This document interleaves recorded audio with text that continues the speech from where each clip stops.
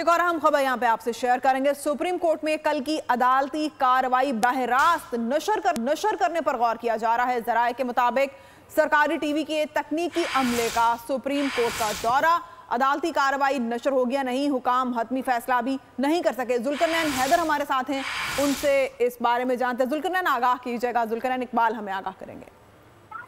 देखिए, supreme court की जानिब से गौर किया जा रहा है कि कल जो अदालती कार्रवाई होगी प्रैक्टिस एंड प्रोसीजर बिल की, उसको बराह रास्त पीटीवी पर नशर किया जाए। और जस्टिस काजी फाइज ईसा चीफ जस्टिस बनने से पहले अपना जो उनका केस सुप्रीम कोर्ट में चला था, उसमें भी अदालत से बराह रास्त अदालती कार्रवाई नशर करने की दरख्वास्त कर चुके थे। ताहम उस वक्त जो सुप्रीम कोर्ट का अक्सरियती फैसला था वो इस बराह रास्त कार्रवाई के रास्ते में अब तक रुकावट बन रहा है। और हमारे जराये ये बता रहे हैं कि सुप्रीम कोर्ट ने उस वक्त ये करार दिया था कि फुल कोर्ट में इंतजामी साइड के ऊपर इसका जायजा लिया जा सकता है, अदालत आज खुद इसको हुक्म नहीं दे सकती जुडिशल मामले पे।